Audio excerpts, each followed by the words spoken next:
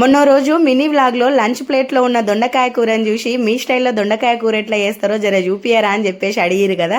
ఇక చూపిస్తున్నా చూడుర్రి. సూపర్ యమ్మీగా అయితే ఉంటుంది, చాలా సింపుల్గా వేసేసుకోవచ్చు.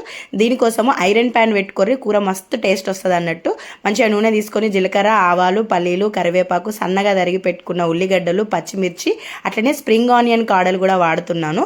ఉప్పు వేసేసి మంచిగా ఎర్రగా వేయించుకోర్రి. ఇప్పుడు అల్లం వెల్లుల్లి పేస్ట్, పసుపు కూడా వేసేసుకొని పచ్చివాసన అంతా పోయినాక మంచిగా లేత దొండకాయల్ని ఇట్లా చక్రాల్లాగా కోసుకొని వేసుకోర్రి.